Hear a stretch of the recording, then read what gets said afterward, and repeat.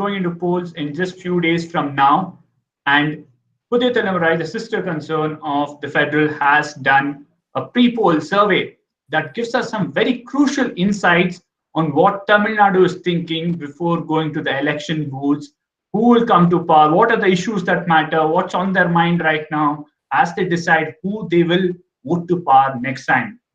Well, it's an exhaustive survey that's been done across 200 different locations in Tamil Nadu, covering all the 5 crucial regions in the state. We've gone through issues that the government has faced, issues that people have faced. What do they think that matters? How do they rate the performance of this chief minister of this government? All that is in this particular survey. We will discuss that. To discuss that, we have a panel that has a lot of knowledge about Tamil Nadu politics, people who are covering on the ground, people who have seen data up close. So we'll discuss all those issues in this special broadcast of the Federal. Joining me right now is Mr. Srinivasan, the editor-in-chief of the Federal. Welcome, sir. You also have Venkat, who's the data editor of the Federal.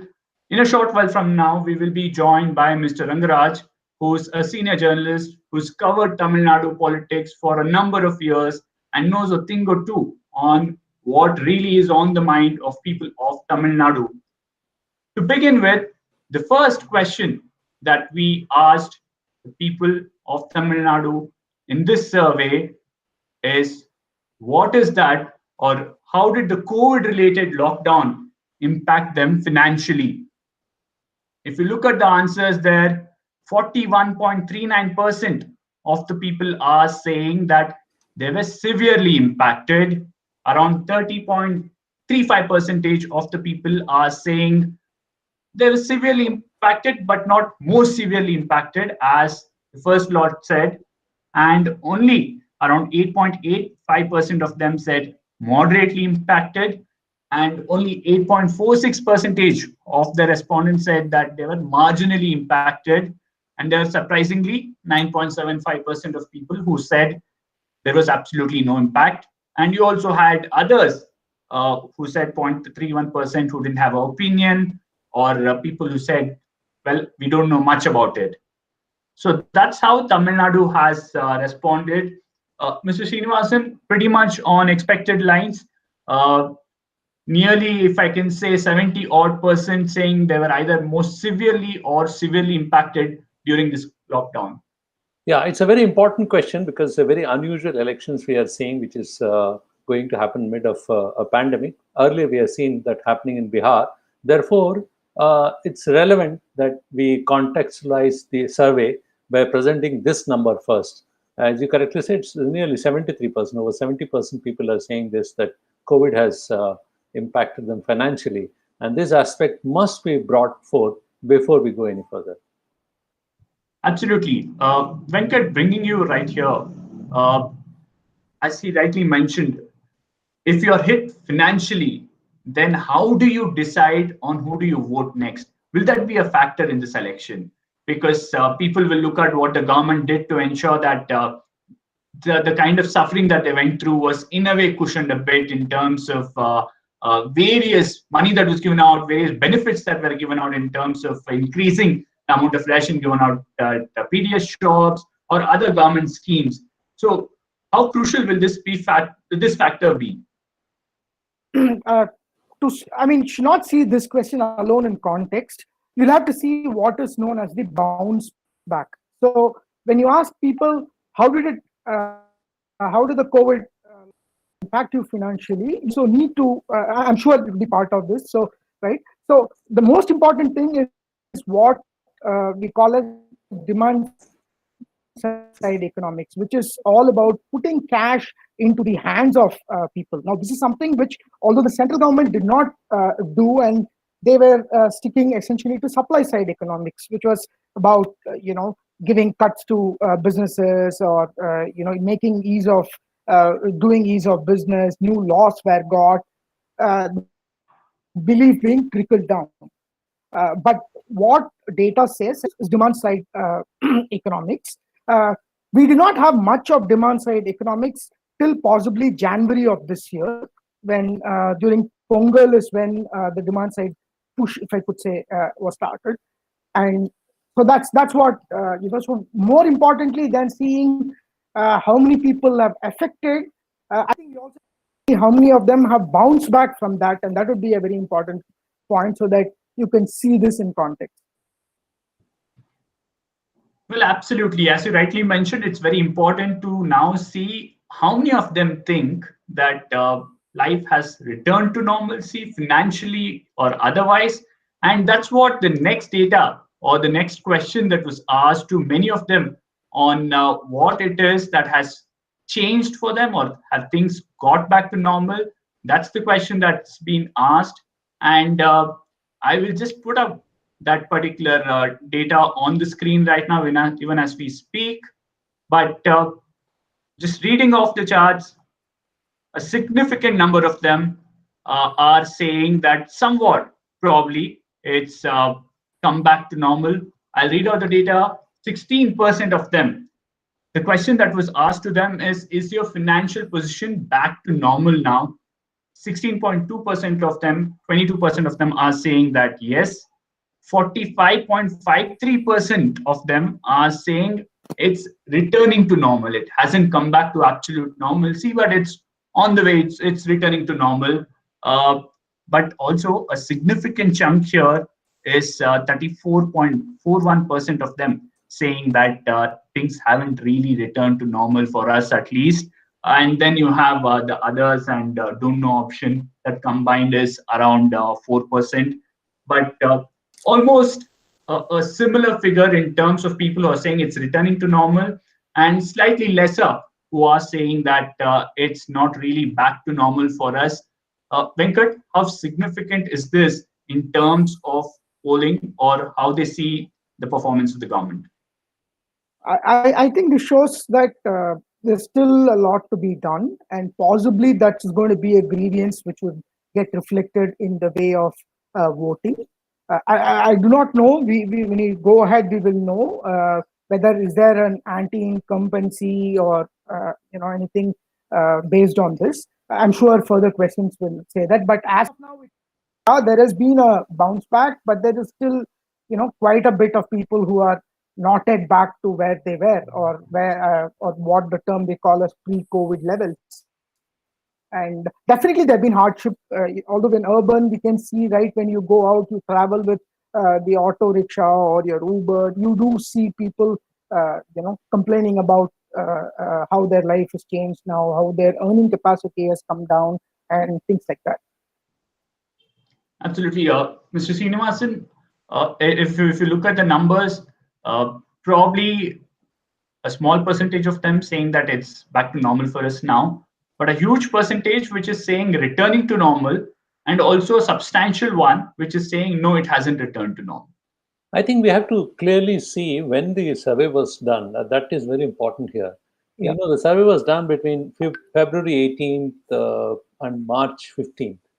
I think that's a time when many people are beginning to see as the COVID is behind them, and we have overcome the kind of hardship. There was some positivity, and generally the government opened up after Diwali, Firomba. So basically, I'm actually this is a bit optimistic, I would say, that 60% people are nearly saying that actually it is returning to normal. It's a positive in that sense, but you need to remember that we are now kind of a situation last 2 weeks where actually slipping back into pandemic. So you have to remember that this positivity came at a time when the polling was done. Absolutely. And perhaps with another nearly 10 days remaining for the election, or more than that, in fact, a lot could change when several states surrounding Tamil Nadu are seeing a spike in numbers. Tamil Nadu itself is seeing a spike in numbers. And yes, we'll now move across to the third question that was asked to the respondents in this particular survey. And that was, which among the following issues will influence your voting decision in the forthcoming election to the Tamil Nadu Assembly? Well, this is a very significant question, perhaps gives us an idea on what really is on the mind of people who are going to the polling booth. Job loss 6.24% of them said job loss is on their mind. Economic condition, 10.07% of them are saying that. Price rise, 32.01% of them are saying price rise has really hit them. Yes, a significant chunk of them would have had price of petrol and diesel on their mind. Unemployment, 9.94% of them are saying that. Protecting Tamil culture, 1.72% of the people said that's on their mind.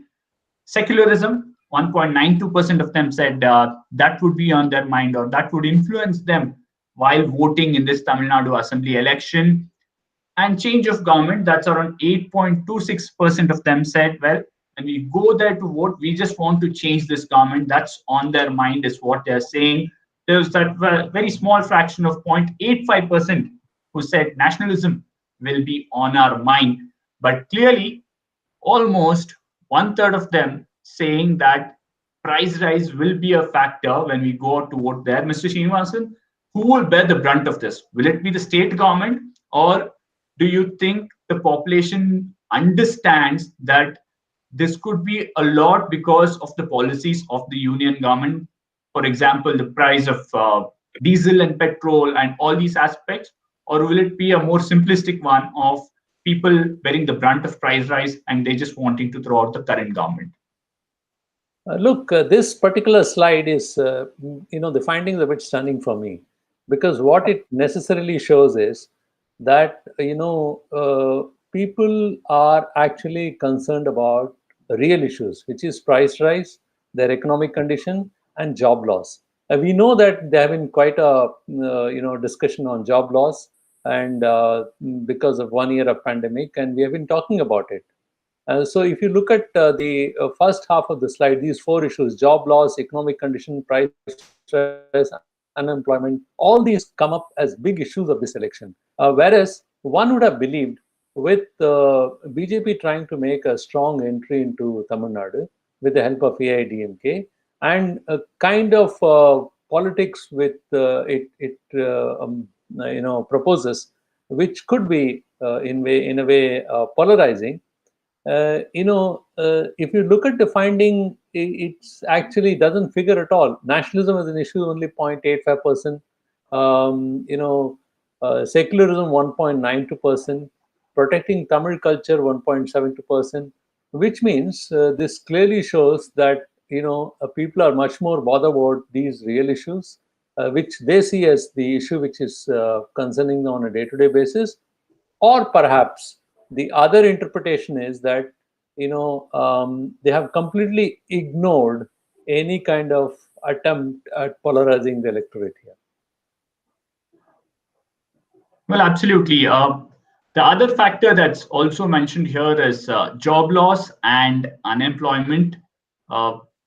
Venkat, coming to you, that's been something that's reflected in several surveys that the union government has done, private agencies have done, and it's reflecting here as well.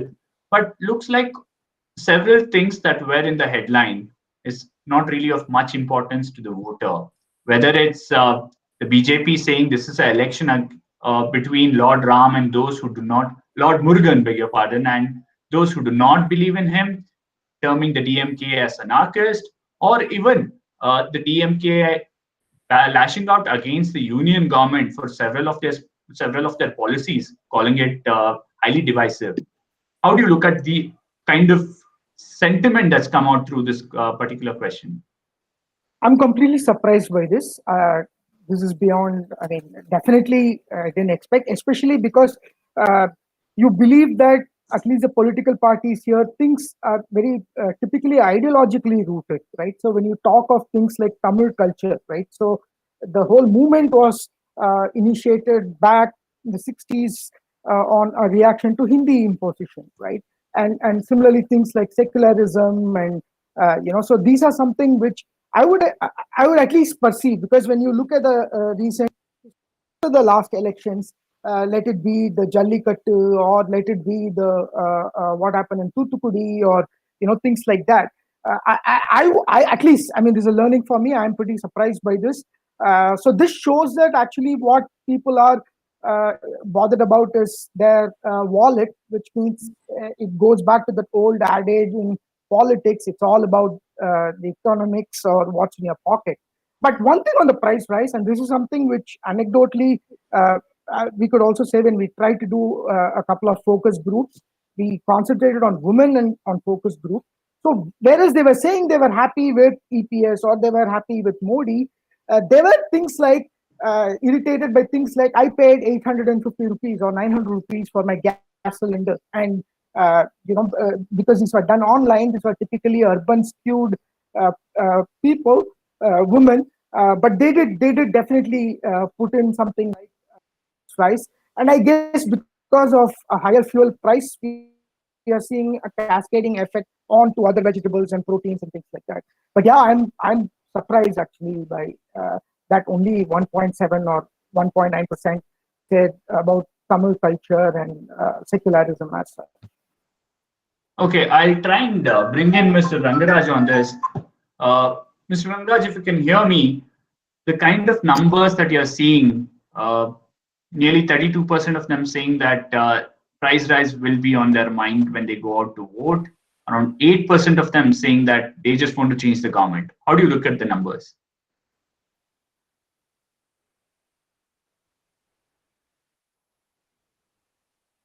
You're asking me?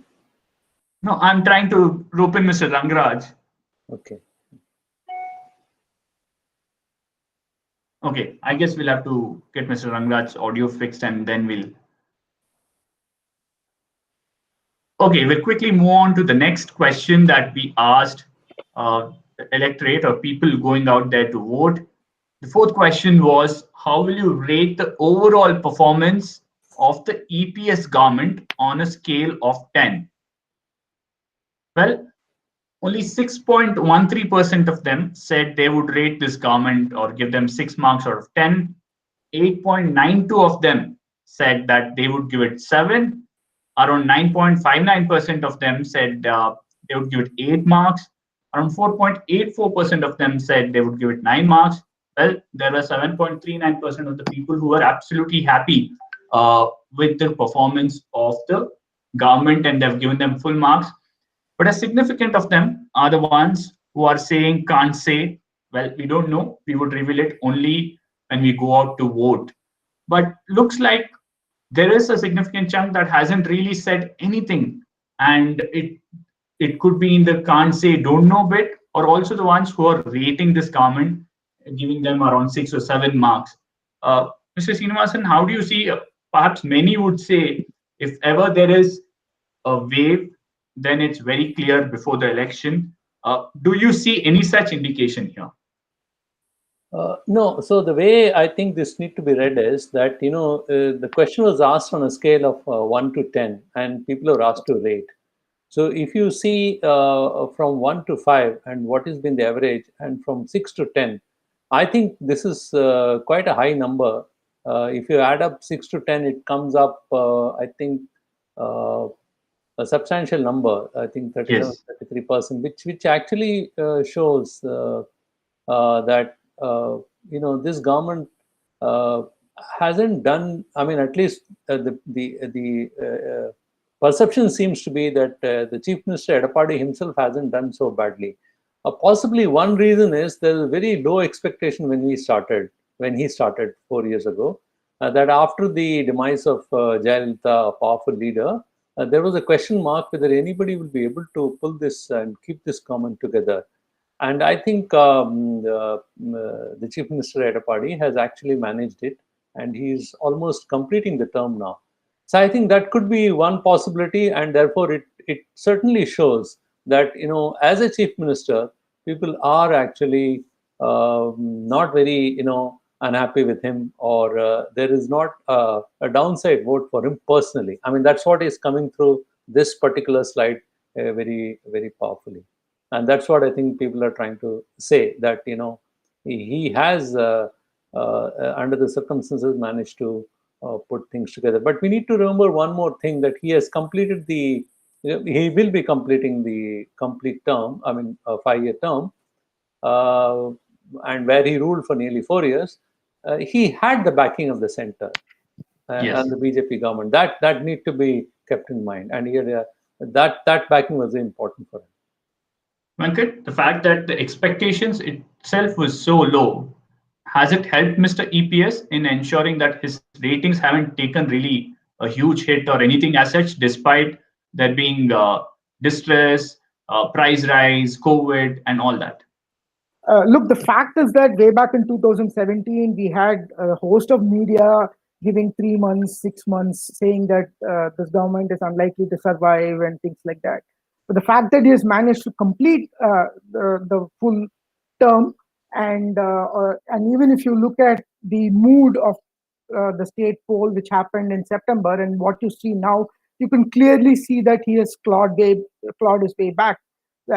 Now, again, coming to this particular point on this survey, ideally the right thing to do in this would be to remove your outliers, which is remove your 10 and 1, take the average, and that's going to give you an indication. But that said, yeah, nearly if 40% are 5 and above, it means that there are not that many dissatisfied people. And as Srini rightly said, probably the benchmark or the expectation itself was so low that he has exceeded that bar, which was set pretty low as far as the public is concerned. Absolutely. The bar was set low, and there seems to be no hatred or no disgruntlement against the chief minister. So, what are the issues that which one of them has the support of the people of Tamil Nadu? That's the next question that was asked. And as you can see in this particular one, farm laws, that's something that's being supported by people. 8.24% of them are saying that we support farm laws. Only and 81.2% of them saying that they are supporting the farmers' protest. One of the main arguments, or rather points that was made, was that the farm law protest hasn't seen much of a support in the southern states, in Tamil Nadu, Karnataka, and other places. Yes, farmers went in from here, but the mood seems to say that irrespective of whether they landed at Tikri border or not, the farmers and the general public in Tamil Nadu is supporting the farmers' protest. Other opinion, around 3.95% of them are saying there are other issues that we would support, or that will have our support. And 6.61% of them are saying that, well, can't say, we don't know which are the issues that we would ideally go ahead and support. But Mr. Srinivasan, almost like a landslide support for the farmers' protest. Something that we haven't noticed in terms of the number of people who have turned up from Tamil Nadu in these protests, but looks like the sentiment is there. The protest happening at Tikri border has really trickled down to most parts of India, even in southern India. I think you caught on to a correct word, perception. See, in Tamil Nadu, you didn't see any protests. You didn't see farmers from Tamil Nadu actually participating in the protest. But you need to remember that, and often we forget it. In 2016, farmers from Tamil Nadu went to Delhi, and they were there for nearly 100 days. And so they were a kind of they tried to push their case, but couldn't do much, and they came back, and they actually demanding certain waiver because of severe drought they were facing. Now the thing which is very clear is in back of people's mind in Tamil Nadu, because it's a state which is very much dependent on rains for its irrigation and dependent on Kaveri. So water is always a very sensitive issue in Tamil Nadu, and therefore farming. And people are very, very concerned about farming all the time, and they actually take this very seriously. So the question of MSP, or the question of the government opening, the mandis, private mandis for people, all those kind of issues are not such a big issue in Tamil Nadu, because I think already the private sector operates in Tamil Nadu. Therefore, it may not be such a big issue, but the farm distress as a perception is very strong, and I think that is what this poll is reflecting, because the 81.2% of those surveyed, and the thing is, it's not necessary that in this survey only farmers were surveyed. Everybody was, Yes. a general population was asked these questions, and which included farmers as well. But so this actually reflects the overall mood of the state. Absolutely. I think Mr. Rangraj is back with us right now. Mr. Rangraj, how do you see the response? As Srini rightly pointed out, irrespective of what the perception up north or in several circles might be, there seems to be support to the farmers' protest from southern states, especially Tamil Nadu, irrespective of their farmers or not, because the survey has happened at 200 locations. And I'm sure there are people who are farmers and who are not farmers coming from different socioeconomic conditions who would have answered this survey, and a landslide support to the farmers' protest.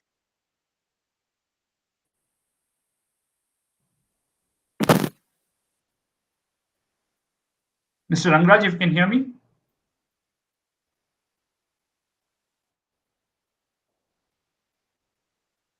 Okay, we'll try and get Mr. Rangraj back on the line now. Venkat, taking that question to you. That's obvious, but Tamil Nadu has also had a history of. Hello? Okay, go ahead, Mr. Rangraj. Can you hear me? Yes, I can. We can hear you. Go ahead. Can you hear me? Yeah, you can hear me. I can hear Yes, your please question. You can hear me? Yes, please go ahead. Yeah. Yes, we can hear you. Go ahead. The question of farmers' unrest, is very relevant because most parts of the country, India still lives in its villages. So you'll find that 60 to 70% is still rural, becoming semi of the people live in areas which are called rural, or maybe slightly more semi-urban. And the farmers' issue is very much relevant to every individual, whether a person is a farmer or not. Because ultimately, at the end of the day, everyone needs food. Yes. And there's a broad sympathy for farmers across the state and across the country for two reasons. One, you can see on the screens and you can see in the protests in Delhi, Punjab, Haryana, and Chandigarh that these are genuine farmers. They're not people brought and hired 100 rupees a day, give them some liquor packets, and give them some biryani, which forms the normal crowds that come in for public meetings. Whoever be the star campaigner, most of the crowds are bought, and when they see the farmers, you can see them. They're there with their families. They're cooking their own food. And they've stocked well. They've made preparations for 6 to 8 months. It's a long drawn haul, and they're prepared to wait and bring the government down to its knees. Although I would say the January 26th was something they should have avoided. They should have done something on that date and come to Delhi. I don't know whose advice it was. It was not a good idea at all. But that apart, there is a broad sympathy on farmers' issues. Again, for the second reason, the government should have seen the writing on the wall that the key issue was MSP. Now, in the farm laws that are brought, there is no written guarantee on MSP. Yes. And you remember that earlier, the government claimed that it had implemented the MS Swaminathan formula on MSP. Now, this is actually a half-truth. The MS Swaminathan formula was quite different from the formula that has been accepted and announced by the government. MS Swaminathan formula meant the total actual costs of production, which include a whole lot of factors, some of which were deleted by the government in arriving at the cost formula. Yes. With the result, the farmers who have gone through the fine print, and obviously this has been explained to them, that there's no written guarantee for MSP 1. And second, the MSP that has been announced by government falls far short of the MS Swaminathan formula. Now, the Supreme Court, which has gone into the issue, in my opinion, the Supreme Court should consider a legal provision from the constitutional aspect, from the aspect of whether a law stands good, whether it holds water, whether it violates any provisions of the law.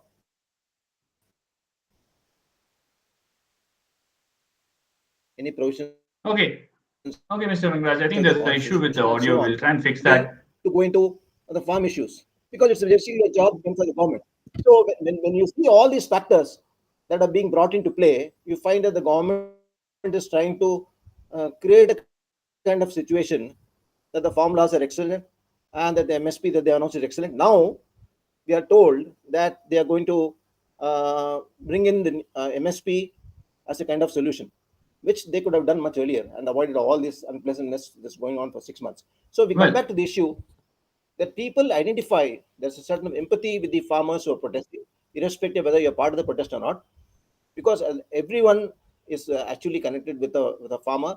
And I can tell you that most of the people who live in urban areas, in Chennai and so many other centers, they are connected with the native villages. You can see the popularity of Pongal festival when people go from the Chennai and go and stay there for 2-3 weeks. Yes, And true. they try to spend a lot of time with the farmers, and you'll find that they have some land. Some of them families have some land, though the boys in Chennai or That's in fact a very Coimbatore may valid not be point that connected you're with them. making, Mr. The Rangraj. family has I'll got some take it land. to There is some Venkat agricultural also. background. It's not that wholesale. Venkat, in a way, Members of the forward community, maybe they have sold their land, agrarum land and all is sold. The yes, families have settled abroad. But that apart, a lot of them still have agricultural land, and the connection with the village and the farmer is still there. So this is a very strong sentiment. This cannot be wished away. Okay. So yes, yes. In fact, when we look at this Venkat, issue, there's an I'll take it to you. oversimplistic formula adopted by the. Venkat, I'll take this to you. He's made a very valid point. He's saying this survey and this particular opinion is not just restricted to a certain group of people. It's not just farmers. If at 200 locations people have identified with this issue and they're saying we will support it, then it's more of a sentiment that's existing in a rural setup, urban setup, farmers, non-farmers, professionals, everyone. Yeah. So, so this is something which has happened in psephology post 2016. The whole idea to use proxy questions, right? So typically, Yes. this is a question which should have been, "What do you think of the BJP?" Right? And but when you tend to ask people such direct questions, they tend to evade, or you might not be getting a true picture, right? So, in effect, the way in which I would see it is instead of them asking, "What do you think of BJP?" or rate, so these are all proxies by which you can measure that. So you could see that there are about 8.24% who support the farm laws, which again becomes a proxy as a kind of support, right? And what you see in the support to farmers protest, and again by this farmers protest, you must remember you're not talking just about this alone, but a very holistic approach. There have been many farmer issues in Tamil Nadu which people have been always, it's a very emotive issue. It could be the Yes. methane gas, or it could be the 8-lane traffic to Salem. And these are all Yes. issues which actually affect the farmer, and these are something which have been also amplified significantly in both media and social media, and hence I would think that is why it's been such a big highlight. Absolutely. And when we talk about the farm laws, we'll have to talk about the union government, how it's perceived. And that was the next question. Do you think the Modi government has done more good to Tamil Nadu than the Congress-led UPA government, which ruled for 10 years? 22.87% of them are saying no. Yes, beg your pardon. They're saying yes. They think that this particular NDA government under Narendra Modi has done more good to Tamil Nadu than the UPA government. A whopping 60.03% of them are saying they do not think that Mr. Narendra Modi's government has done any good to Tamil Nadu. And around 7% are having other opinion. And around 10.01% of them are saying, well, we don't know much, we can't say, or we don't know much about what really the union government has done to Tamil Nadu, whether it's good or bad. But one clear cut opinion that can be gauged here, Mr. Srinivasan, is that around 60% of them, a majority of the respondents, are saying that they don't think this particular government has done more to Tamil Nadu than the UPA one.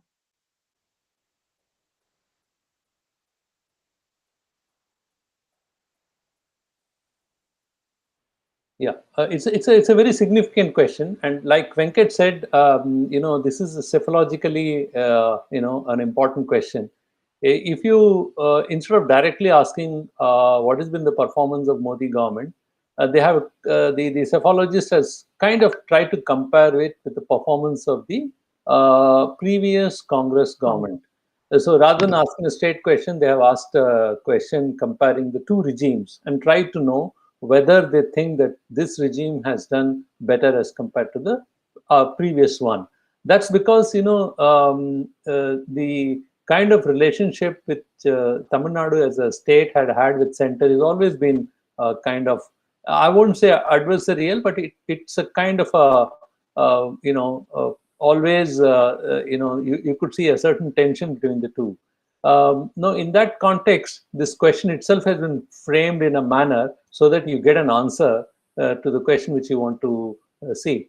So, if 60% of the people are trying to say that no, they don't think that Modi government has done more good to the state than what the previous one, it certainly also shows that a kind of a 50 years of the Dravidian philosophy and the changes which has brought into the social structure of the state, and then therefore the economic well-being of many people because of the empowerment which has happened to various communities and groups. These are very unique to Tamil Nadu as compared to other states. So what it clearly shows is, though a new political force, which is comparatively a new ideology to Tamil Nadu, is trying to make a foothold here, people are still, recalling and kind of saying that, okay, they haven't seen, so much of what they would like to see as far as development is concerned. I think that's where they are trying to distinguish the two and coming out with this kind of I just have a sub question, Mr. Srinivasan. What does it mean for the BJP? Because BJP understands that it doesn't have a big leader, big face in Tamil Nadu. They are banking on Mr. Modi, Mr. Amit Shah, and the performance of the union government. Clearly, as we saw earlier, more than 80% of them are supporting the farm protest. Now, 60% of them don't think that this government has done more than the UPA government has done. Is this bad news for the BJP? How would you decipher this? Of course, not good news for BJP at all. So they have to recalibrate their entire strategy of this strategy of one size fits all perhaps doesn't work for this state. So they have to recalibrate the strategy. They really have to reach out to people. See, if you had to look at headlines for last 2-3 years, what did they try? They tried typically many issues which are kind of an attempt at polarizing the voters, whether it is the Murugan this thing or the Rail Yatra, yes. Rail Yatra. Before that, they did a very elaborate Ganesh Chaturthi. Those kind of issues. There have been periodic questions over NEET. There was question over the kind of GST payment whether the state had got or not. So these issues have been been constantly been taken up by the state government as well. The only difference is, though the regime is more accommodative, I would say the ADMK current regime as compared to Jayalalitha. Though Jayalalitha was personally a great friend of Mr. Modi, and she was actually much closer to the regime. If you had to look at as compared to Congress, which she certainly saw as an adversary, she did not yield any ground. So, though this current leadership is not not been able to stave off or been able to assert themselves, but still the people see it differently. I mean, these are the kind of revelation which is coming out of this question. True. Venkat, how would you see this? Many would say it's not really surprising for the BJP because every time Mr. Modi was making a trip to Tamil Nadu or Chennai or any other place in Tamil Nadu, Twitter would go buzz with a lot of hashtags. One of them was "Go Back, Mr. Modi," and we've seen several such hashtags and campaigns against some of the policies of the union government. So, how would you see this? Will the BJP say, well, this is not surprising for us, but we will still ensure that our cadres ensure that our vote share goes up in this election? No, this would actually mean that the BJP is going to be a liability to the incumbent, and this actually then ends up being a double incumbency, anti-incumbency, because you have one set of anti-incumbency because of the state government who have been in power for 10 years, and you also have to compound the effect on that with the anti-incumbency of the center.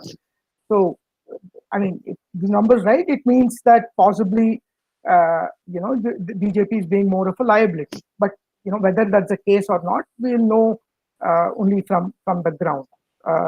Typically, what our journalists or our reporters are saying from the ground.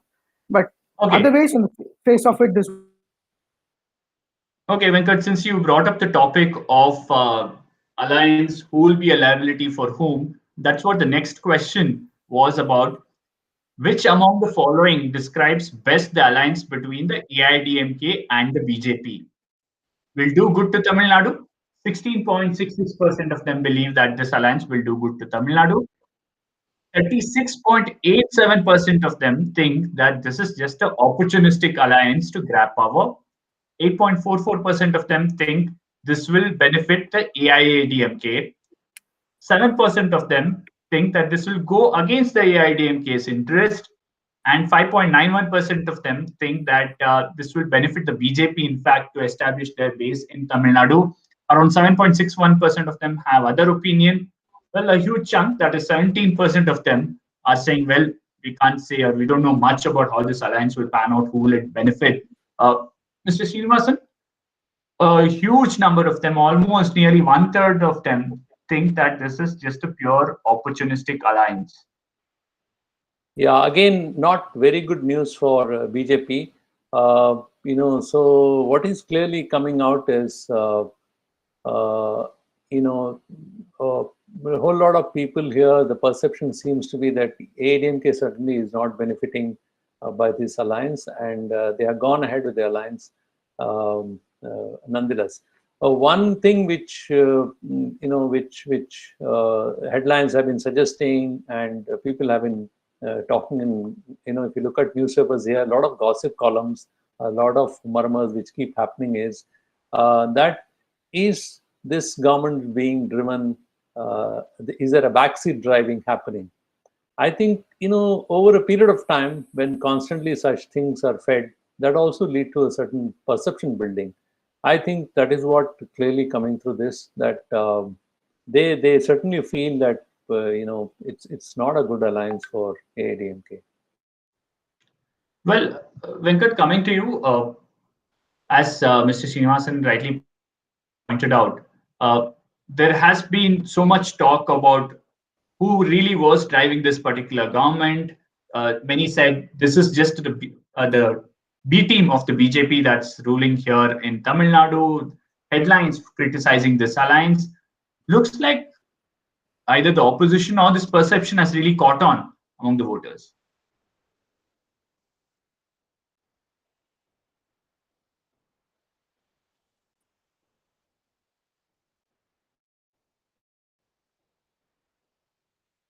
Later on also, you are now seeing for various issues.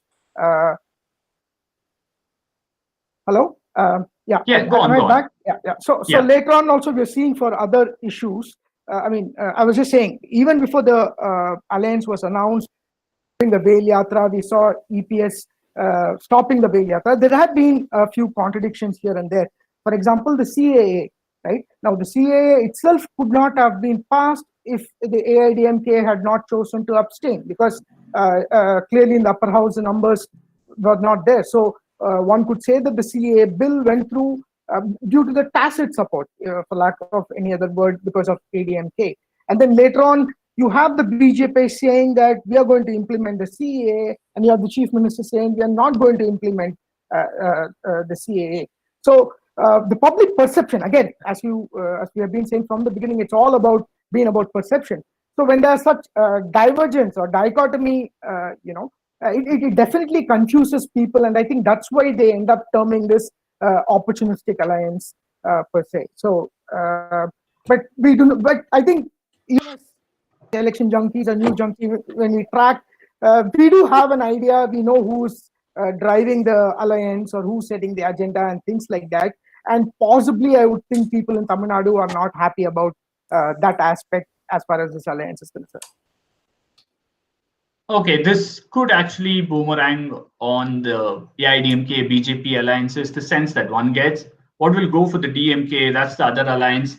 So another question related to the DMK, which among the following will help the DMK in the forthcoming elections? Well, Stalin's leadership says 37.96% of the respondents. Secular outlook of the DMK say 8.35% of the population there, and 6.72% of the people who responded said, well, anti-incumbency against the EPS government will help DMK coming to power in this election. AIDMK's alliance with the BJP, 9.16% of them believe will be the reason why DMK will win this forthcoming election. Center controlling the AIDMK state government, as we said, many calling it the B team of the BJP, is the reason DMK will come to power, say 6.48% of the people. Well, other opinion, 11.93% of people who responded to this said they have other opinion about why DMK will be benefited in this election. A significant chunk of 19.41% of them saying that, well, can't say what will really go in favor of the DMK, or many saying, well, we don't know. But one significant question that has to be asked here, Mr. Srinivasan, is this is the first election that the state is fighting, where Mr. Karunanidhi and Jayalalitha is not there, they're not in the election fray. The BJP is saying that Stalin doesn't have the kind of charisma that's required. He's not a leader, it's just that he's part of the family. That's why he's getting this role. He hasn't proven his leadership abilities, but looks like 37% of them believe that Stalin's leadership will be one of the criteria, one of the aspects that will help the DMK in this election. Yeah, look, it's a very important question. See, there has been a kind of succession plan for DMK, if one were to say. Unlike AIDMK, there was nothing. Even while Karunanidhi was alive, he had groomed Stalin, and Stalin is not a newbie. He has been in politics for a while. He's been, he's been the youth wing, president of the youth wing. He was also mayor of Chennai, and he was also deputy chief minister. So he has been in that post for in power for a while, in governance for a while. But what was not proven is what happens in the absence of a tall leader like Karunanidhi standing behind him, and that was a question which most people asked. And if you look at what happened in 2019 parliament elections, even in 2016 assembly elections, where Jayalalitha actually came back with a very thin margin, the question was that can Stalin really lead the party? This actually should really make DMK, the party leaders within the DMK and AIDMK sit up and watch that. Stalin clearly seems to have emerged as a leader and seem to be leading from the front as far as DMK is concerned. We are purely talking about how DMK is perceiving this. So 38% they think that actually Stalin has kind of given a leadership to the entire alliance of DMK, which is significant for them. Well, it's a significant number there.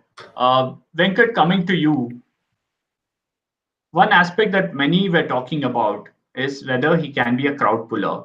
Is he a mass leader? Will people vote for him? Will he emerge as that next big face? Many saying personality cult is what Tamil Nadu elections have been about for a long time. Without much of administrative experience, will he manage to convince the people?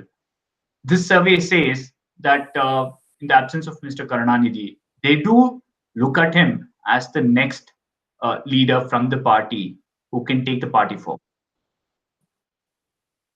So 47% means it is sun rises, SON rises, as well as sun rises. So it's definitely something which you should be happy about, because this means, I mean, it's literally the coming of age, right? So as far as Stalin is concerned, because he always he's been the person in waiting, right? So he had to wait for a real long time, 4 decades, as Yes. he said, 1980s, when he was the DMK youth wing, a body that was created by him, and for 4 decades, right? So that's what this indicates. But the other points are again surprising, and this goes back to a previous question also, where we talked about Tamil culture and secularism and nationalism. When you look at things like, is only 8.35% going to have a secular outlook? So what do you mean by that? Can we take it that 8.35% is a proxy of, let's say, the Congress votes which is going to get transferred? So that's also something which you should look at. And of course, the anti-incumbency, which we did talk about, if you look at this number, doesn't look great. It's just small. As a matter of fact, what we talked about, the BJP liability being for ADMK as a percentage, seems to be higher than actually anti-incumbency, if you look at this particular in fact, data that's an point. interesting point, Venkat. If you look at the question on AIDMK's alliance with the BJP being one of the benefiting factor, and also the center controlling the state government here, if you add up those two responses, it's nearly around 18% of the people who think that this is one of the reasons.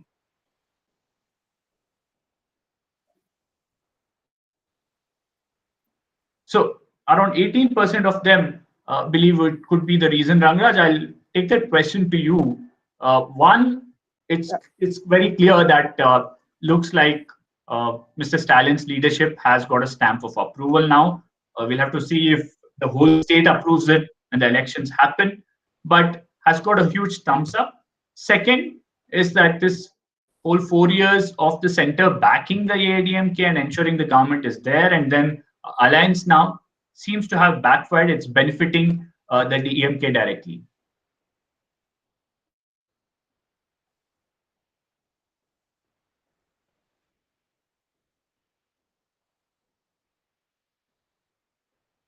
Mr. Angraj, can you? Yes. Yes, please go on. Yes.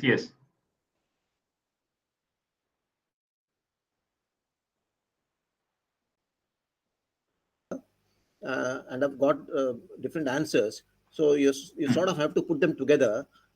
Not just a secular outlook is just about 8%, but then there are two other questions where they say the type with the center also affects by, say, nearly 10%, and there's also another 7-8% where you say ADMK BJP.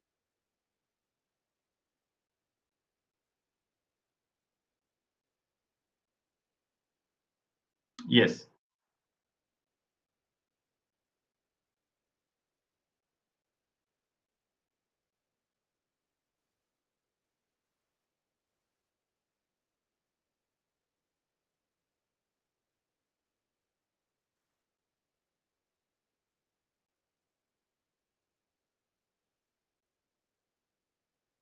Yes.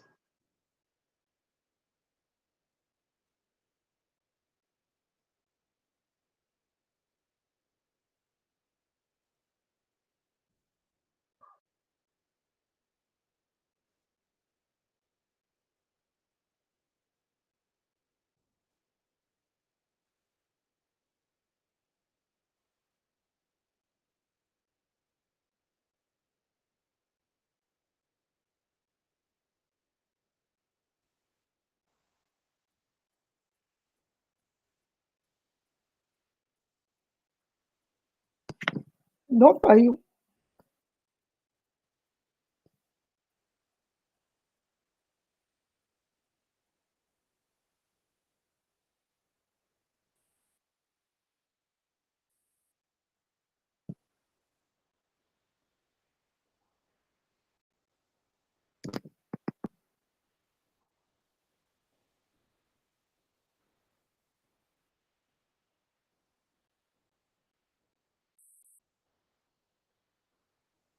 Hmm.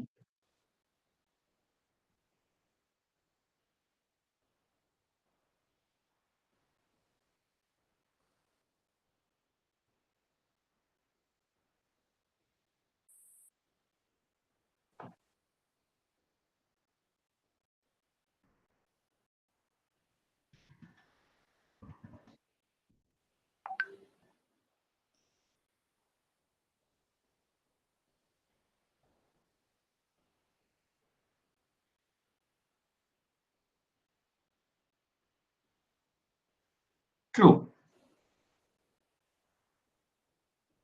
True. True. Okay. Okay, Rangraj, I think there's an issue with your audio. We'll try and fix it. I'll quickly go to the next question. Mr. Rangraj was talking about uh, the Stalin's leadership. You're talking about personality cult, and perhaps the other personality that was very keenly observed, or rather anticipated to play a huge role in this election, was Sasikala. And the next question was related to her. Do you support Sasikala becoming the General Secretary of the AIDMK once again? Was the question that was asked. 2.25% of them said we fully support her. 7.2% of them said, well, we support her, not fully, but we just support her.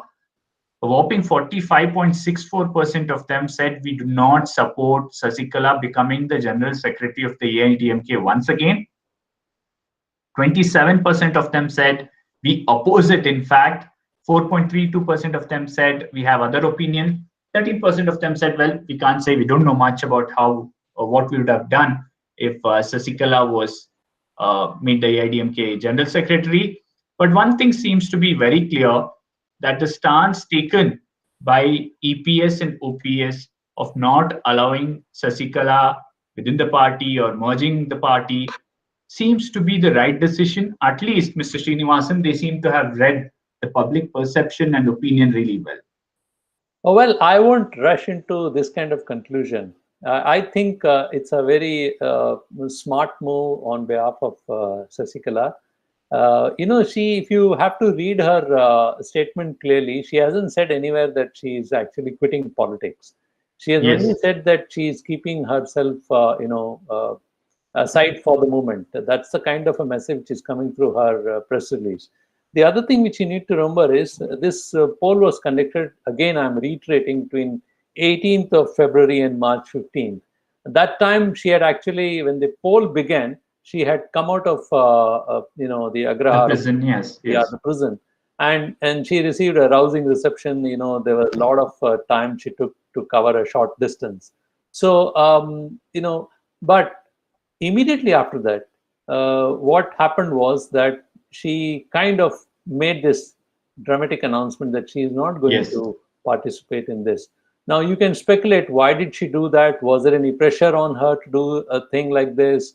Was, there was an attempt being made that ADMK be kept united before they actually faced the polls? Because remember, last time ADMK had scrapped through the polls by a mere 1.04% difference in vote share. So every vote counts. So obviously, AIDMK and BJP wouldn't like to see a divided house. So what was happening behind the scene, we really don't know. But what is very clear is you can't just write off Sasikala.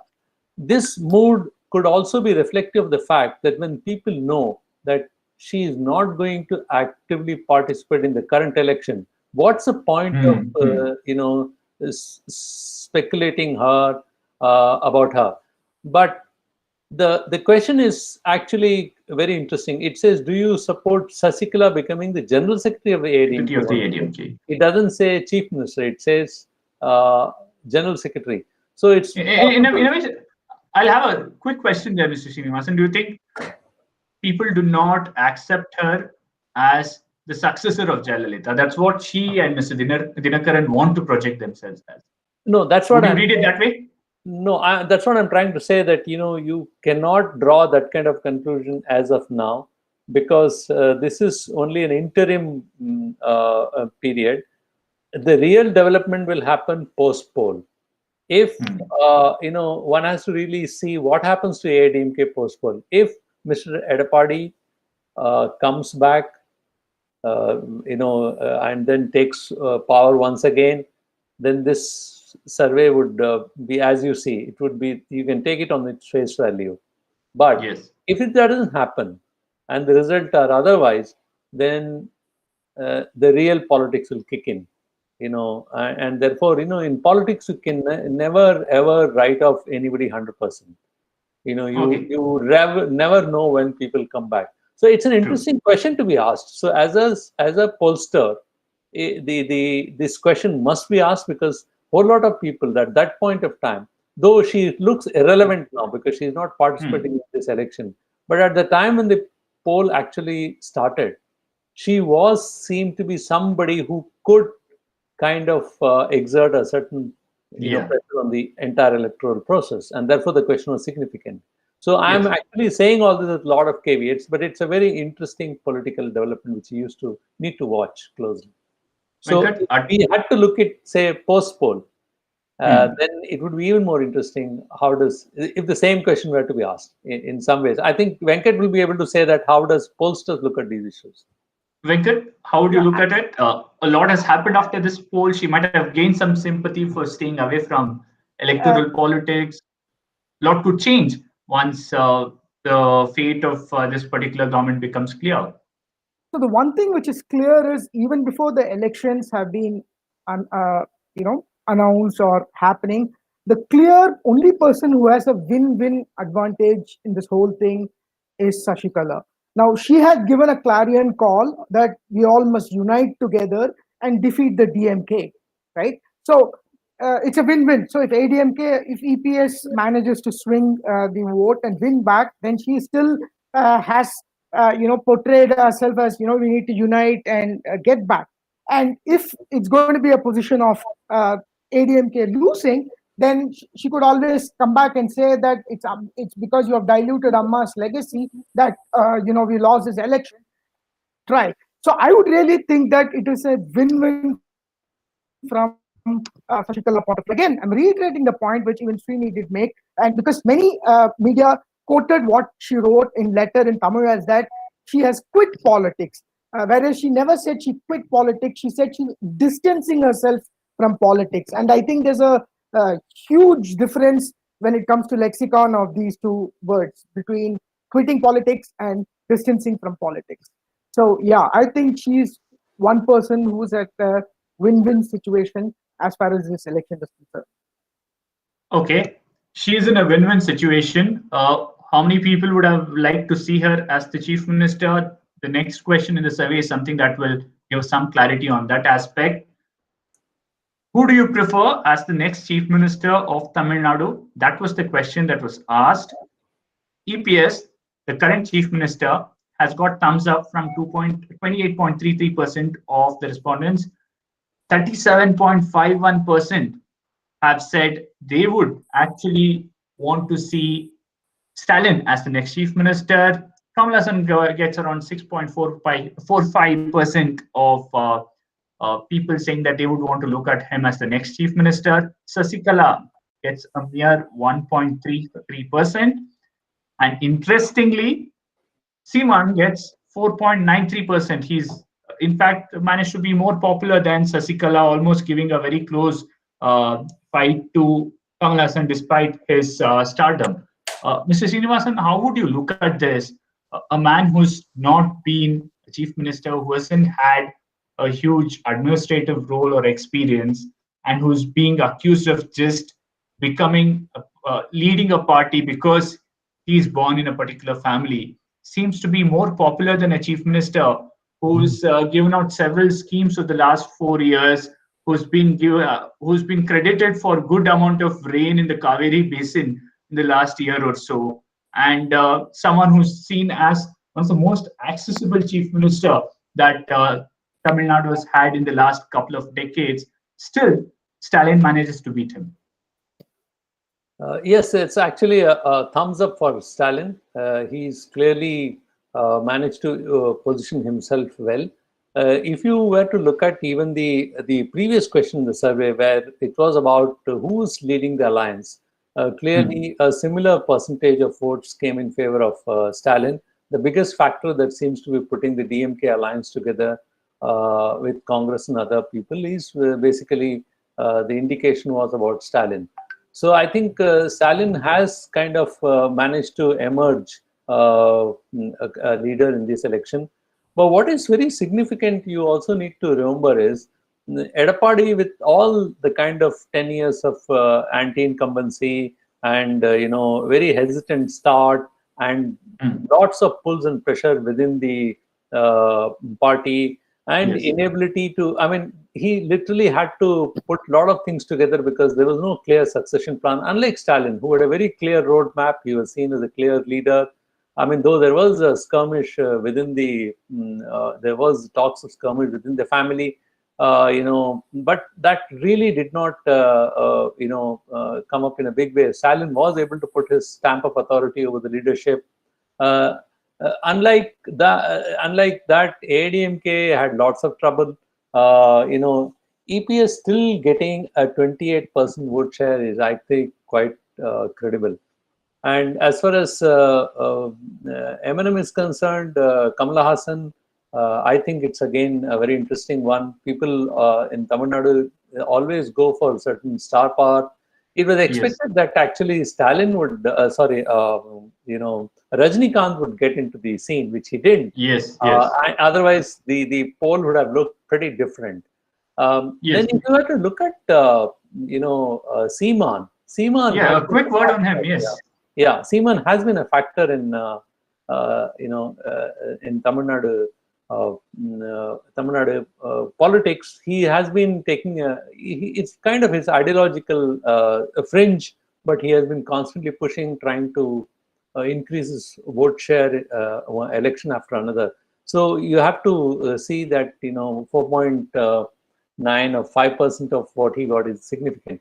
As far as Sasikala is concerned, 1.3, I don't think you have to take it as it is, because you see, as I correctly said, as I'm trying to say with a lot of caveats, that this poll was done, the timing was such that and everyone knew that she wouldn't end up becoming the chief minister. Yeah, so I don't think you need to take that into account. True. Venkat, we are talking about cult figures, personality-driven politics in Tamil Nadu. Looks like Stalin is actually making inroads into it and probably stamping his authority. Talking about personality cult, he seems to be the one who's in a way leading, which means advantage DMK in a way. Yeah, one interesting point in this, which I would like to say, is if you just look at the percentages of EPS and Stalin, and you assume that to be proxy for the vote share, then this kind of there's this, in political science, there's this theory called Duverger's law, according to which even plurality votes, or the first past FPTP, ends up mimicking a two-party system, right? So this again reiterates the point, because the gap is still very much high between number two and so. Yes, go on. Sorry, I can't hear. There's some. Okay, yeah. So again, so when you apply, so this is Duverger's law, and as a corollary to Duverger's law, another thing is what is known as the cube rule. Now, if you go by that, and if this is the difference, you're looking at a vote share difference of 9 to 10% between the DMK and ADMK, assuming that this is going to reflect in vote share. Then you're looking literally like a completely favorable position in towards DMK in terms of seat, because by the cube law, according to which the ratio of votes which two parties get is cube of the ratio of number of seats they get, which means that the one as your vote share difference keeps going larger, the amount of seats that you are able to corner will be very high. So this vote share difference, which we should definitely look at, because you must remember last time the vote share difference between them was 1%, and for that they had a 40-seat difference. So that's what is very striking about this data point. And about the other three, I don't know. I'd be wrong on my part to dismiss something like that, but I think there is still a long way to go if you're looking at something like a third force or a third party or the best alternative to the Karagams to come forward as far as public is concerned. Well, Venkat, thank you. You gave me the lead in for the next question. We are talking about a triangular contest, what would happen, and things like that. And perhaps the next question is on that. In the event of a triangular contest in your constituency, who will you vote for? Well, DMK, they say 28.39% of the people. But most importantly, 38.51% of them are saying that they would vote for the DMK. Mr. Srinivasan, pretty much every survey point on leadership and party, we are looking at DMK gaining 1/3 of the responses in this survey. Yeah, so in Tamil Nadu, it's actually has been a kind of a turnstile where one party comes to power, one Dravidian party, and the other goes out of power. And that's been happening year after year. The cycle was broken in 2016 by Jayalalitha, probably because that time she pitted herself against Modi, and a kind of question which was raised, Modi versus Lady. I think that advantage she got, and she could beat anti-incumbency. To expect a third term is really tough in a situation like this, and it may not be exactly a two-party rule in Tamil Nadu, but for all practical purposes, it's a two-coalition rule. It's a bipolar one only, like Venkat was also explaining. And though there are other parties, so in the past, the other parties which actually tried to emerge as a third front only ended up as cutting the vote share and not able to actually score anything as far as seats are concerned. So it's a very interesting psephological thing also here, and it clearly shows the trend in the entire poll, which APT has done for us, for the that it is moving in a certain direction. True. Venkat, in fact, the question is about triangular contest. And you look at the third party or the third element there, NMM is just 6.28%, nowhere close to damaging either the AIDMK or DMK or giving them any close fight. Yeah, definitely. I mean, until unless the 6.28 be concentrated around a particular geography, I do not know whether this is going to make a significant impact. Now, if you look at the coalition partners of both ADMK and DMK, last time there was this experiment of the third front, and they did manage in about 93 constituencies. The winning margin was offset by them. So to that extent, last time one could arguably say that the third front ended up blocking DMK, if that's what to say. So, but this time, those parties are aligned with either of the alliance, be it the CPI, CPIM, or MDMK. All these are small parties, but they have concentrated votes. So, for example, when you take the left party, you can see that a bulk of their votes is concentrated around industrial area, port-related area. So you see typically Coimbatore, Tirupur, a bit in Ramanathapuram, things like that.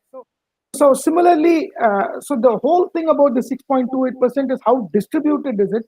If it's going to be, for example, if you looked at 2019 Lok Sabha elections, we saw MNM actually get double-digit votes in many urban, and we saw NTK getting similarly in rural, right? So if it's something like that, yeah, then possibly damage. But otherwise, look, if the vote share is going to be so much of difference, which is about 10%, right? Then you're really not looking at any major influence of these three parties or any of the, I mean, a spoiler per se, at least the look of it is not there.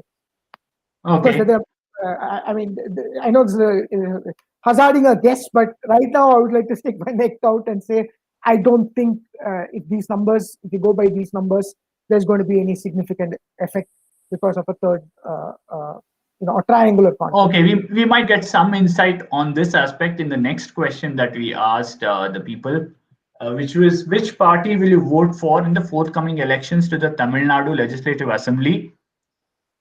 AIDMK say 28.48% of the people. DMK say 38.20% of the people. Well, then you have various other players, including NMN, that's getting around 6.3% of the people. The rest all, in fact, Simon getting 4.84% of the chunk. Looks like whether it's his leadership or the party, they are pretty much getting that kind of a number. And others, 9.53%, 11.5% of the people say, can't say, don't know. Mrs. Srinivasan, uh, DMK pretty much leading in every aspect, whether it's uh, constituency-wise triangular fight we're looking at, leadership we are looking at, now this particular specific question on which party will you vote for in the election to the assembly, still looks like people are favoring DMK. Yeah, actually, see, one really doesn't know where, one can't predict the election because there is still 2 weeks to go for campaign to end. But if you see the poll, which consistently it is pointing to a certain direction. And here it's a substantial difference in vote share, 10%.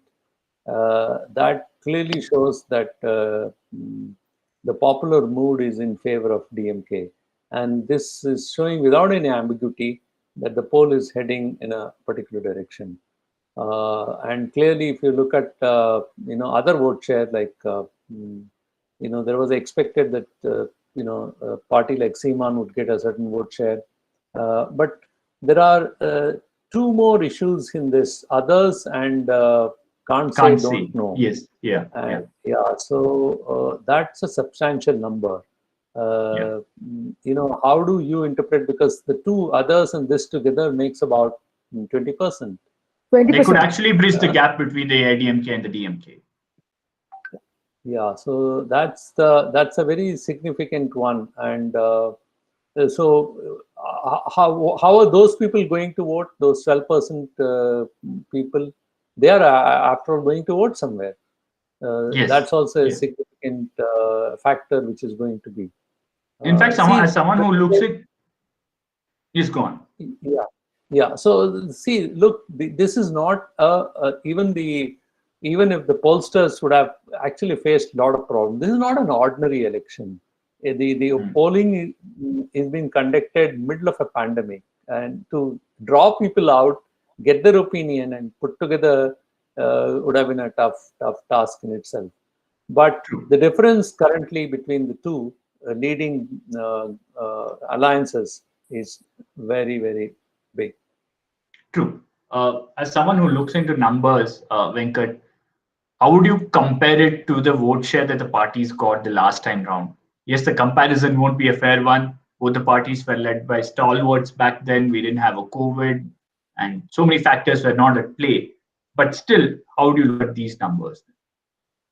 So historically, if you look at what you call as a sum of the two parties, rather than just taking, right? So you will see that ADMK vote share plus DMK vote share has always been about 75-80, right? So historically, I'm saying if you take it from 1977, right? So that's the kind of number. I'm now adding both the vote share, right? So it has historically always been, when you add these two, be it the parties or their alliance, 73-80, it's gone up to 83, right? So which means that others was about 70%, right? Now, this time, what this would possibly indicate is that the momentum is with DMK. But as Srini rightly said, you can't predict first past the post-election because you do not know how regional plays come into. So which means that it's still not all lost. Game is on. There's still a 20% at stake for which people will have to fight over the next 10, 12, 14 days. So I think this is what makes the election all the more interesting, because here is one data point which comes out, and so there is still, if I have to use the word, there's still hope. If you are somebody from ADMK, it's not that you're just 10% behind, but you can still try to make it up if the substantial number of 20% you're able to pull towards your side. There are people still sitting on the fence for you to rope in, yes. So things like communication and things like that matter right now. Absolutely. So if I can butt in here, so I think really what matters here would be how people look at various pre-poll announcements they have made. What is that they said in their manifestos? What are the kind of goodies which they have promised? I mean, those things will also kick in. Absolutely. Mr. Rangraj, how would you look at it? If you can hear me, how do you look at this particular number, 10% difference between the ruling coalition and the opposition, and then enough for fence sitters, 9.53% of them who are saying they would vote for others, 11% of them saying, well, can't say, don't know, I'm here to make up my mind, I will do when I go out to vote.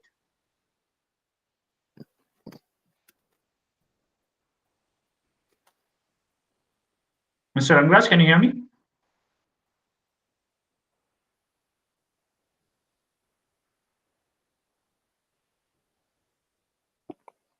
Okay, there seems to be an issue with this line now. We'll move on to the next question that we asked people. 11% of them saying, well, can't say, don't know. I'm here to make up my mind. Hello. I Hello, Ms. Harish. Can you hear me? Yeah. Yes, go on, Mr. Rangraj. Can you hear me? Yes, go on. Hello. Yeah. Okay. Now we have to look at the numbers in a different way, Harish. If you look at 2016, when Jayalalitha got about led the ADMK and they got about 41% of the votes. Now, if you really look at the drop, there's a huge drop in the ADMK vote share because 40%, 41%. Now you have to add the PMK and the BJP votes to that. It should come close to 50%. I'm not saying it should come in the normal sense. This adds up to about 50%. Compared to that, what the survey now shows is ADMK is polling an average of 28%. That means it's a huge drop of 21, 22%. So there are two factors here. There is some anti-incumbency. There is also a split caused by the AMMK, whatever be that percentage. It could be anything up to 5%. So if you take these two facts together, there's a drop of nearly 22% in the ADMK vote share compared to the last assembly election. That is a very, very significant and very high number. That's why they're not able to make up the gap. Now, but interestingly, if you look at the DMK front as well, they got 39% in 2016. Now, with the addition of 4 parties from the Makkal Nala Kutni, the MDMK, CPI, CPM, and VCK, the DMK should at the minimum should have polled something like 44, 45%. Now, they are standing at around 38%. Now, what has happened? Why this drop of 6%? So, if you ask me, I will look at Makkal Nala, Makkal Nidhi Mayam's Kamal Hassan, 6%. It appears from the outside, maybe a very superficial assessment, but it looks like the 6% drop that the DMK suffers, it could be largely due to the Kamal Hassan M&M factor. So both sides, you believe they have eaten it. If you see, actually, there's a certain drop. It is not a very huge upswing in front of for Mr. Stalin. So it's not at all a big boost for Mr. Stalin. If you the DMK votes, if you look at, on the contrary, they have not been able to stop a slide of about 6% towards the third or fourth or fifth front, whichever way you look at. Okay. So that explains the closeness of the contest compared to the two got a lead of over 22%. Now, subsequently, if you see in the rural local body elections, the gap came to about 7%. I think that is more or less holding on its own. Though rural local body polls, ADMK should have done much better. And it's a surprise to them and to many others that DMK got a lead of about 7% in the rural local body polls. Okay. But even so, it appears that 7 to 8% difference between the two fronts, which has been noticed in the assembly by-elections, which was seen in the local body polls held 1.5 years back, and you see now, it's more or less this trend. So a lot of credit should go in this alliance to left parties, the Congress, and the the MDMK and the VCK have come into this alliance and showed up the DMK. It should not be seen as a purely a DMK victory. In fact, if you take away these 6% odd votes, that's a very valid point that you're brought, you will think that the DMK and ADMK would almost be at level pegging. So that is the real lesson to be learned in this election. It's the strong 9%. Whereas the ADMK alliance is weaker. Largely, let me also sum up the ADMK alliance. The problem for the ADMK is the Patali Kachi is largely confined to 5 or 6 districts in northern Tamil Nadu, where they may do well. They don't have, the BJP is confined to a few pockets in Kanyakumari district, a few pockets in the west, and maybe 1 or 2 parts of Chennai. So the ADMK does not have a big ally across the state, and to neutralize the stronger alliance of the DMK-led front. Now that is where the gap comes, except in the west. In the west, where the ADMK is on stronger ground because of caste arithmetic, the Governors in fact running out of time. Ruling ADMK. In all other areas, you will find the ADMK is not able to make up that gap. Okay, I'm running out of time. I'll have to move to the next question. And this is a very important one. This is about how the various regions which we've classified as zones have voted in this particular election. In the zone 1, the voting intention, this is voting intention that we are talking about. The IDMK front is 24.58% in zone 1, 35.90% for DMK front. Zone 2 is 36.34% for AIDMK. DMK is 28.50%. Zone 3, you see that it's being marked in green, and that's where it's also very close, 30.53% for the AIDMK front, 34% for the DMK front. In zone 4, 32.61% for the AIDMK front, 42% for the DMK front. Looks like that's a bastion of the DMK. Once again, the same repeats in zone 5, where 20.81% is in the AIDMK front, and DMK is in the 47.27%. That's again a DMK front there, or the bastion of a DMK. Similar numbers that you see across these 5 zones. What we'll do now is we've had reporters who've been traveling extensively in Tamil Nadu. Before that, I think you should also slightly define what the zones are. Zones are. So yes. The south zone is zone 1, which is actually Kanyakumari and that region. South zone is zone 1. Zone 2 is west, where you will find the ADMK has got the lead. Coimbatore and zone 3 is central Tamil Nadu, parts like the Karur, Dindigul, that kind of belt. Zone 4 relates to northern Tamil Nadu, where you have a large PMK presence. And zone 5, I think, represents Chennai district. Yes, Chennai district, yes. Yeah, then what is interesting is zone 4, it shows the DMK front at 42.93%, Ranga. So does it mean that the PMK has not made any significant impact over there for the AIDMK? Exactly. Okay. In fact, as you rightly mentioned, find that the ADMK front is banking on the PMK to a large extent, but this percentage, this 10.5% of the quota that is carved out to meet the 1-year demand has not really brought in big favors, because already the PMK is an ally of the ADMK. So there may not be a fresh influx of voters here. And secondly, we must remember that the DMK itself is very strong among the 1-year community. In northern Tamil Nadu, you have Dore Murugan, who was now the general secretary of the DMK. You have Punmudi, you have so many leaders, 1-year leaders from the DMK. They make a strong presence. And the third factor is definitely there is a backlash from other communities like Mudalias, Dalits, Naidus, and so on. Naidus, the DMDK, the loss of DMDK, not to be seen from a caste factor alone, but it is a fact that the Naidu community, quite a large of them did vote for the DMDK in the last 2 elections in the northern belt. Now, that loss also could affect the ADMK front. So there is a certain backlash from Dalits and from the Mudalias and Naidus and other community, northern Tamil Nadu, which has prevented the ADMK PMK from really making dividends. Actually, their alliance is quite good. It's quite strong.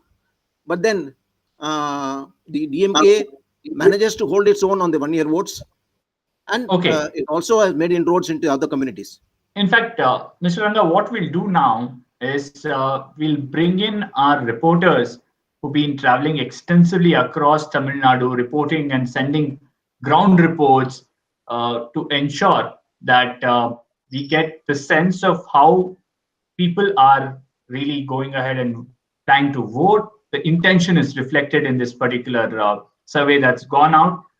First, I'll go to Prabhu Mallikarjun, the correspondent with the Federal. Prabhu, you've been traveling across Coimbatore, Salem, Hosur, Krishnagiri, all these places. You've seen just now. You've seen the breakup of the 5 different zones of Tamil Nadu. Does this reflect the kind of sentiment that you've seen on ground when you're talking to people there? Yes, if you look at the data, I think only West where AIDMK scores more than the Timuka DMK. Now, there are different factors for it. One is Yadapadi's leadership. Now, particularly in the, I would divide the regions into 3 different zones that I have traveled. One is the Hosur Krishnagiri belt, then Dharmapuri Salem belt, and the Coimbatore as a different belt. Now, if you look at Hosur Krishnagiri, unemployment and inflation is severely played out because it's also an industrial hub. People look for jobs, and that unemployment is a factor there. And in the Dharmapuri Salem belt, people like Edapadi. It's not like they don't agree with him, they don't accept with him, because water issues has played out a good factor to. Can you hear me? Yes, go on, Prabhu. And to development. Now, when it comes to development, highway, roads, bridges, all this seem to have created a perception that yes, it has worked. That, however, the Salem Expressway seemed to have had a hit back, where in certain parts of Dharmapuri and Salem region, it is not working, where farmers have taken a stand not to vote for the AIADMK. And when it comes to alliance question, right now, it's very important where we address how do they see the BJP alliance. Well, in the rest of the places, we see that BJP being detrimental. Here, being an AIADMK stronghold, they need to justify why they are supporting BJP. Now, how do they see it?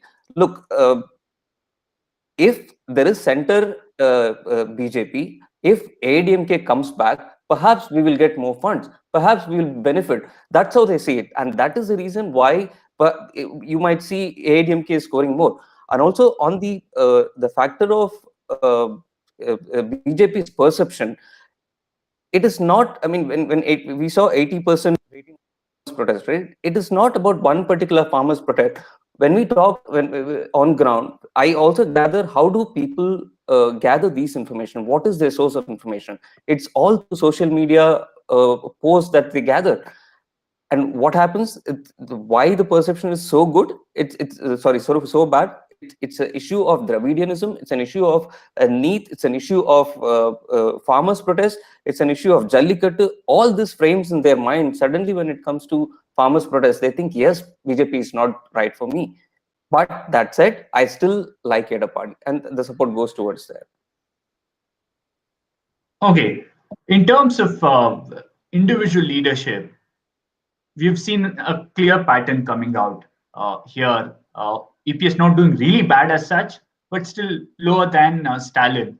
Is this something that you've noticed in the belt that you've traveled in Tamil Nadu?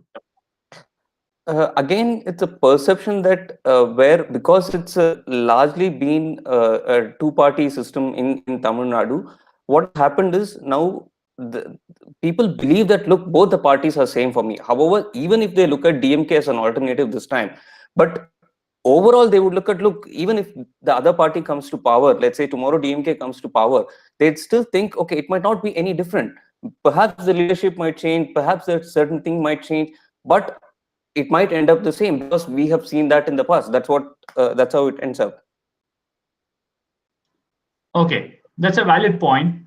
I now want to bring Vinod, who's a senior correspondent with the Federal, who's also a resident and who's been reporting from Tamil Nadu and various parts of Tamil Nadu, including Chennai. I believe he's traveling to Puducherry now. Vinod, how do you see the results now? there are clear-cut, say, zone 4 or zone 5. Looks like there's absolute domination of the DMK. In other places, AIDMK is doing well. There's a neck-to-neck fight in certain of these regions. How do you read this survey result? Yeah, good evening, and thank you for the opportunity. First of all, I want to congratulate the survey team of Puthiya Thalaimurai because they were able to get hold of the people's pulse more or less accurately. I'm going to say how and why. Because if you see the data, so there were for a question that how the people are seeing this EPS leadership. So they have polled around 6.72%. It means that there is no negative wave as we saw in 2014 elections, in parliamentary elections, when there were a divide between whether Modi or Lady, or in 2016 when there was when Jayalalitha, former Chief Minister Jayalalitha, was taking a stand and steadfast in her commitment that she is not going to align with BJP. That kind of massive wave against the incumbency we are not seeing now. So that is a clear-cut fact. So that's why the EPS is getting 6.72%. Also, with coming to the alliance, AIDMK plus BJP, they have got 9.16%. It shows that people are still have a hope on ADMK that they can deliver very good governance. But still, when they are getting into an alliance with BJP, which is a more of seen as a kind of Hindutva group, so it becomes a problematic for AIDMK. So that is what we are also in the ground. We are seeing this kind of trend. So there is no negative wave. So that is the first clear-cut point. And I have traveled mostly on these southern districts and central. Southern districts in the sense I have divided the southern part of Tamil Nadu into three zones. So one is the Delta zone, and the other one is southern districts, starting from Pudukottai, Sivagangai to Madurai to all the way to Theni, and then deep south. So it comes around Tirunelveli, Tenkasi, Thoothukudi, and Kanyakumari. So what we observed during this travel, first of all, when it comes to this Delta region, so the farmers are not, not receiving that crop loan waiver. It's not the ADMK's crop loan waiver. Okay. Has not well received with farmers. So there is a reason, because farmers, whether these kind of loan waivers either carried by the DMK or the ADMK, the farmers have a kind of perception that they are not the persons who are waiving the loan or giving the loan.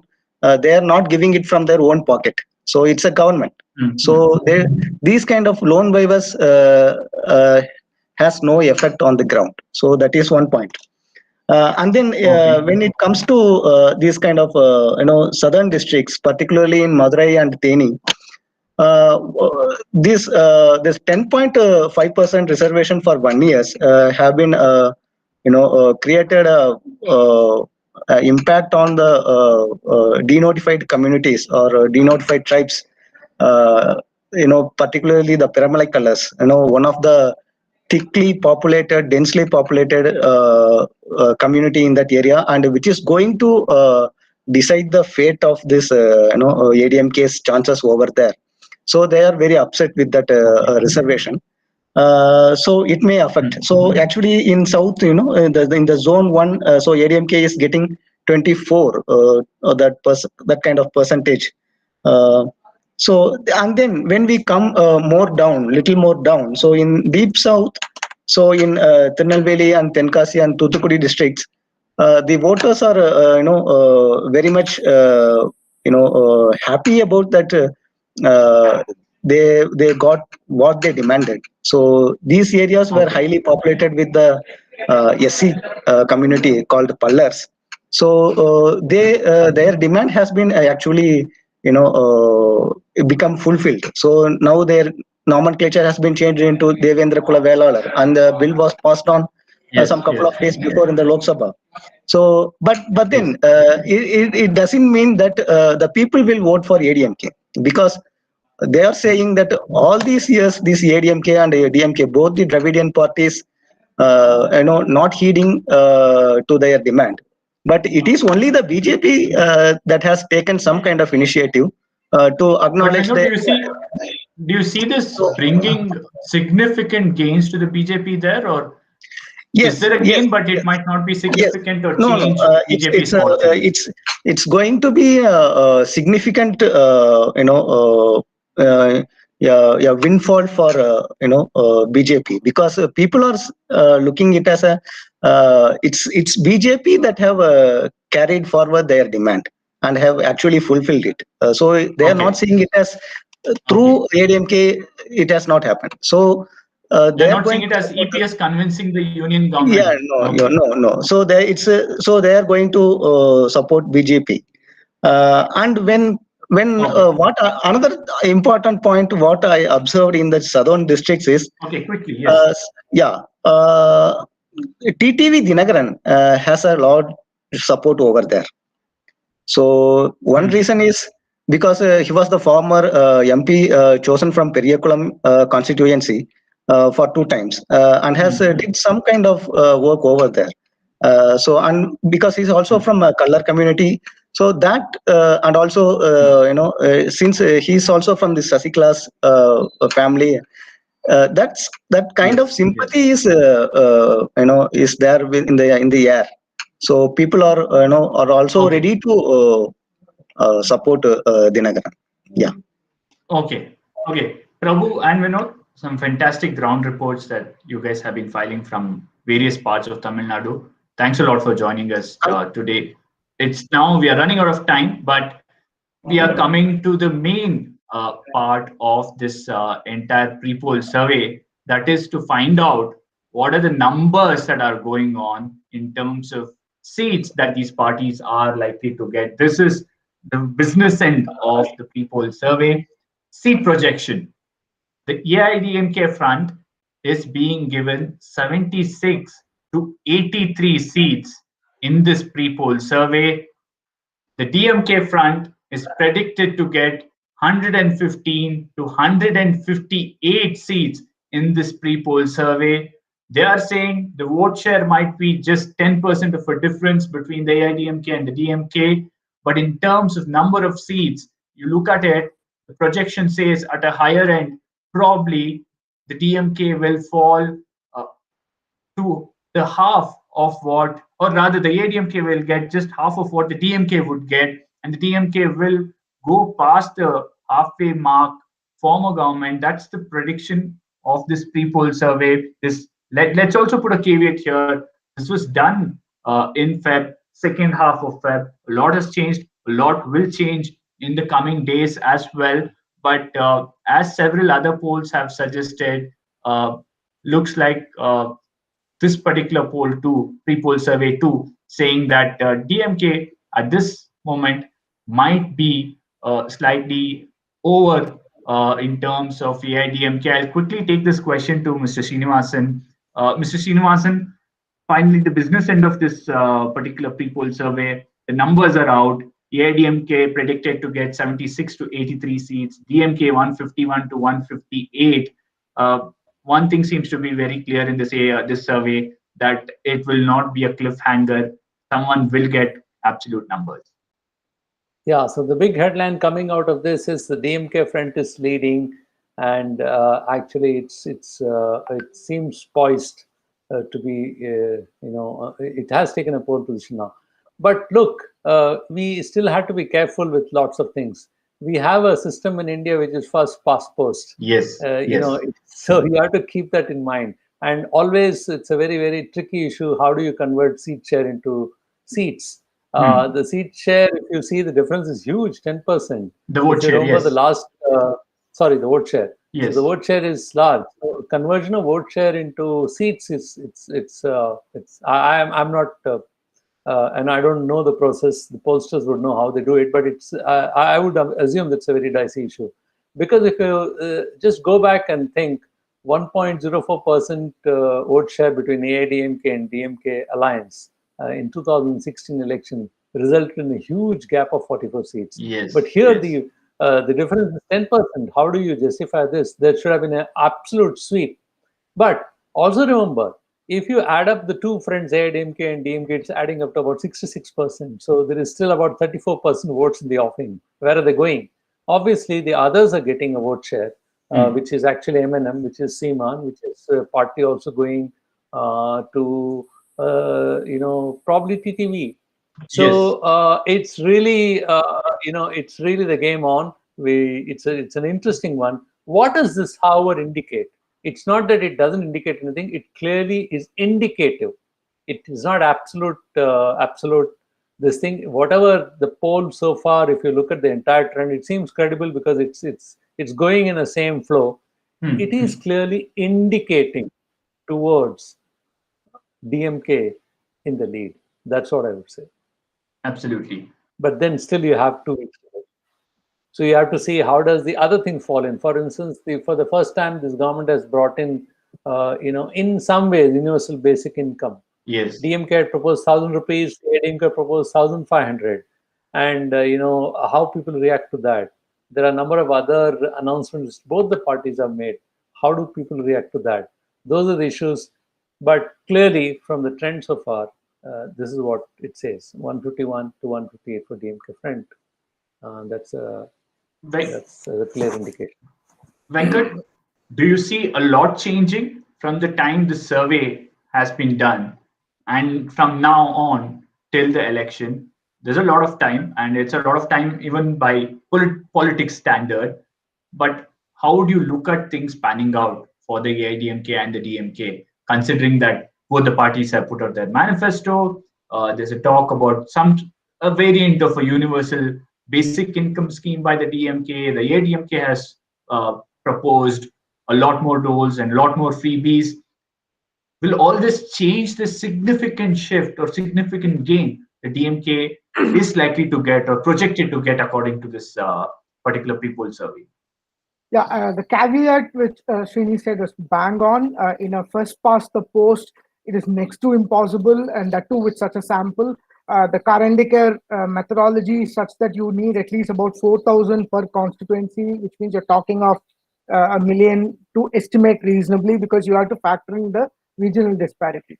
But if you go by textbook, then the difference of 10% should actually, so this is showing a landslide. Now you define landslide as 2x the number of seats. Position 1 gets 2x the number of seats of 2 means it's a landslide. So, but if you actually look at the vote share, it should be, much higher. So there is something, there seems to be some third front and things like that.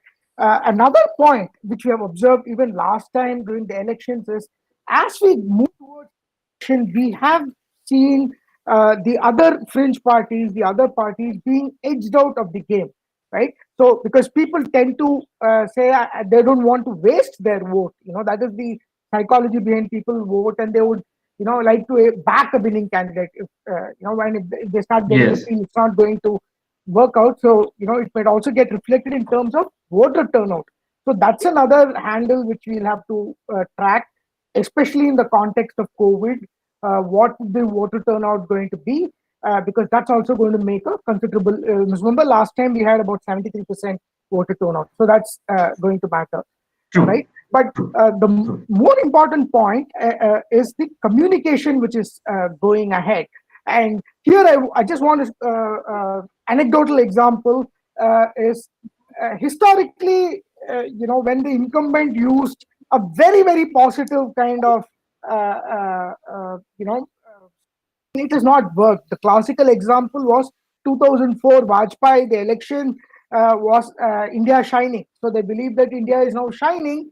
So things are fine, and that actually ended up having a negative impact on the minds of voters, and some people who were like, what, I'm in a bad shape. What do you mean India shining?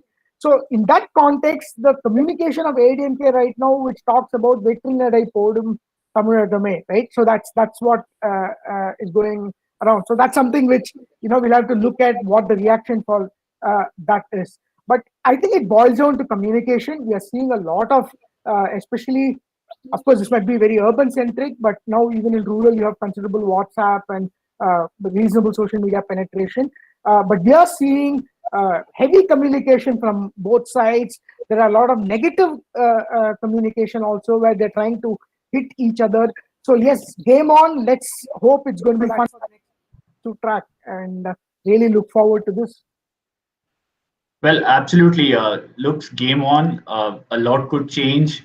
A lot of it will be perhaps this particular pre-poll survey will also act as an indicator for political parties on how they want to now change their strategy or change a few things or increase their intensity. Mr. Rangraj, if you can hear me, looking at this number and also the earlier vote share that we had seen, your first thoughts?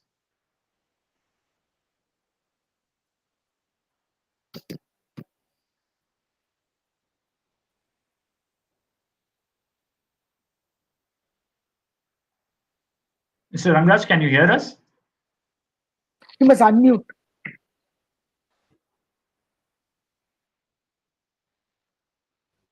Mr. Rangraj? Can you hear me? Yes, we can hear you. Please go on.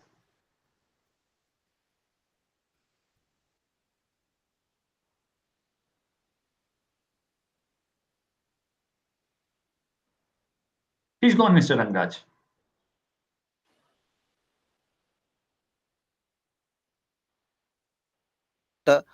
It's not any great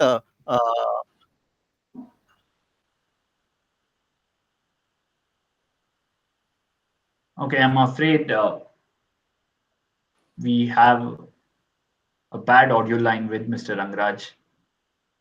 But that's the big takeaway from this pre-poll survey that the Puthiya Thalaimurai APT research group has done. 76 to 83 seats predicted for the AIDMK front, and DMK slated to get anywhere between 151 to 158 seats. Crucial takeaways, probably just to sum it up, it's been a lengthy survey, exhaustive survey, as I said, 200 different locations, 5 different regions. But just to put a headline out there, one, as Srini rightly pointed out, that this survey seems to say that DMK clearly has an edge in this particular election. The caveat is it happened in late Feb. The survey, a lot has changed after that.